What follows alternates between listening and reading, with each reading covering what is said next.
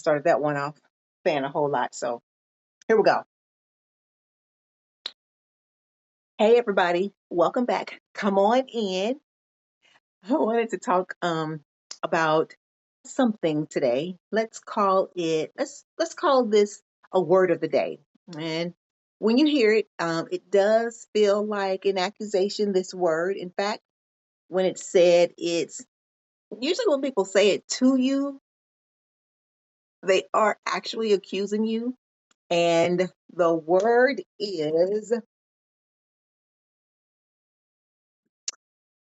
detachment. Yes. Did you guess it? I feel like we're here and I feel like you guessed it. Specifically, I want to talk about those moments, Lord help me, those moments when, um, you see, I mean, we're doing a little bit at a time. I want to talk about those moments when the people you love look at you and tell you that you've been cold or you've been distant or maybe sometimes they'll say you're checked out. When you hear that from someone you care about, it it stings. And like me, um, you probably do wonder, you know, we're empathic. So we might say, am I uncaring? We'll ask ourselves, have I been cold? Have I been noticeably distant? But I want to propose something different today. Often that detachment isn't a lack of love at all. It's your own survival response. And usually it's a profound act of self protection that you can offer yourself when your insides have reached their limits. So, I'm Minty Rae, and this is Time to Talk Honestly. This is our space, ladies of a particular age, where we hold space for each other as we move through the messy, beautiful, real, and exhausting transition of midlife and menopause. Here, I'm going to name things. We will name things. I'm going to say it out loud so we can peel back layers of brain fog and fatigue that we might feel but might not be talking about in our daily lives. If you're looking for a place to just be, you're in the right place. I know a lot of you may have me on in the background while you're winding down, or maybe you're just wanting somebody to just sit with you while you rest. So, whether you're watching every word or just letting this wash over you, I'm really just glad you're here. You don't have to do anything right now. Just breathe and be, and I'll do the rest. You know, as a professional employee, when I was that a few days ago, I was taught to hold it all together and to hold it all in. And as a woman, I was taught to be a place for others' pain. Maybe not explicitly, but you know, I'd say that the society teaches us that. But what happens when being present for others means you're just absorbing someone else's drama until you are full, especially when your own internal battery is already like, bah, bah, it's already blinking red. So before we go any further, I actually need to take a moment myself and feel my own feet on the floor. So I'm doing that because if you're navigating this midlife fog today, you know, the one where everything feels blurry and you can't quite get your bearings. Um, take a breath with me. Feel the weight of your body. When the fog rolls in like that, it's so easy to lose touch with yourself. But we aren't bad for needing a little space to find our way back. Today, we're just going to try and keep our light flickering until the mist clears up and we can shine bright like a diamond again. I think of detachment bit like how we manage our own homes. When you have, the windows are open and the door, everything's wide open. The breeze feels good, it's rolling in, um, and that feels good for a while, but eventually, um, dust starts blowing in. The noise from the street gets too loud. It starts to feel like the whole world is inside in your living room. Detaching is just you walking over and closing the door for a little while. It's not about locking people out forever or moving away. It's just you realizing that your inner house, your peace, is getting cluttered with other people's mess. You're just pulling the curtains and dimming the lights so you can finally hear your own thoughts again. It's not being mean, it's just making sure that your home, your heart, stays a place where you actually want to live. And can we just be honest for a second? If someone is constantly hurting you, and I'm mostly talking about the kind of hurt that happens just by them being the way that they are. You know, loved ones who just won't face themselves, they won't grow. And sometimes it's not even on purpose, it's just them subconsciously creating chaos because it's what they know. But if they won't let themselves see that you're at your limit, just really how close can they expect you to get? It's biological. If you touch a hot stove, you don't stay there. To prove to it that you're loyal, you pull back instantly so you don't get burned. When people call you detached while you're just trying to survive the physical toll of this stage of midlife where we are now, they're usually asking you to ignore your own safety. And you aren't saying that in words, but that's what they're wanting. So they don't have to deal with their own stuff. But I know it's not easy to them. You setting a boundary feels like rejection.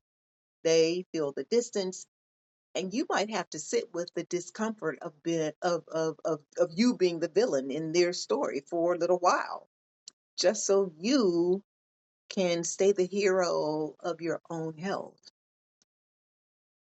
This is the price of survival sometimes. So I'll interrogate this for us.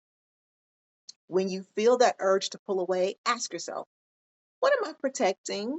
Is it my energy, my clarity, my chance to finally just simply get some rest? Now, I'd say here's the part where we're wanting to be careful because there is a line, it's a thin line between detaching and dissociating. Detaching, well, that's a choice. You're stepping back so you can keep your head on straight. You're closing that door that we talked about. But dissociating, that's an automatic shutdown. It's that sleepy, foggy feeling where the room goes blurry and you're just gone. Not because you want to be, but because the stress is too much for your system to handle. When you detach, you feel relief. When you dissociate, you feel numb. One keeps you grounded, the other floats you away. So, the next time you're told you're being distant, check in with yourself for a second. Ask yourself, I have three questions. The first one, am I protecting my peace or am I just avoiding a hard conversation that needs to be had? Protection feels like your shoulders dropping. Avoidance feels like a knot in your stomach. And number two, can I still feel my feet on the floor? Seriously, see if you can feel them right now, because if that midlife fog is so thick that you've lost the ground beneath you, you don't actually need more space. You just need to come back down. You need to get back grounded. And I have a video on the channel where we did some techniques to just kind of come back into your own skin. Sometimes I say, get back into yourself. Sometimes I even talk about giving people back themselves so they can, you know, take care of themselves in the way that they need to, so that you can have the proverbial space to care for yourself the way that you need to. Now, I know that dissociating and detachment may sound the same, but they really do feel different in the body. Detachment is like taking a heavy backpack off. When you take it off, you feel relief. You're still you, you're still there, but you've just decided to stop carrying the weight of somebody else's mess. But dissociation, that's when the sleepiness takes over because the stress is just too much. You feel nothing. You're just floating away like a balloon that's lost its string. You aren't holding space anymore. You've just checked out. One feels like a choice that lets you breathe. The other feels like a shutdown that will make you disappear, but it's like you've just become overwhelmed. And I want you to be here. I want you to, I want us to live in our bodies and in our experiences and in our lives. I want you to feel relief. I don't want you to feel nothingness. And then the third is, am I pulling back to recharge so I can come back? Or am I just done? Be honest. If you're done, that's a different talk that we can hold space for. And listen, I don't want you to think this is about building high, cold walls between you and the people that you love to keep them out forever. It's not about being done with people. It's about having a gate that you can get to decide when to open and when to close. It's knowing that you can love someone with your whole heart and still choose to protect yourself. You can care about their fire without having to stand right in the middle of the flames. Nobody has told you that. I'm saying it to us today. You can care about their fire without having to stand in the middle of the flames. I know it feels like a lot to balance, and honestly, we're all just practicing, and that's fine. Um, we're all trying to figure out where we end and where everyone else begins. Were you listening, or when you do this interrogation, when you ask yourself these questions, listen to your body. Or if you answered them now, listen to your body. If your heart rate spikes when you think about leaning back in, you're likely still in a protection phase. When that alarm bells ring, the one that tells you to pull away, honor that, but study it. If you're detaching, hold on, I got an alarm going on.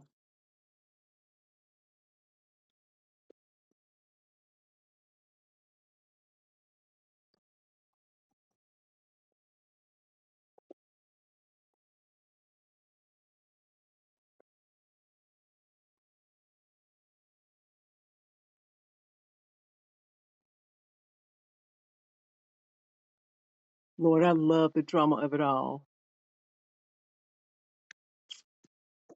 I tell you what, but we gonna power through because that's what we do.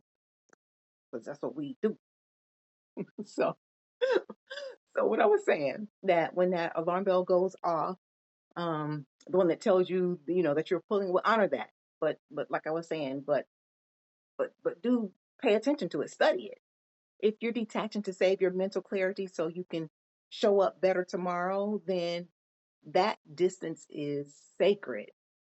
Understanding that detachment can be a form of self preservation is liberating. It allows you to show up from a place of strength, not depletion.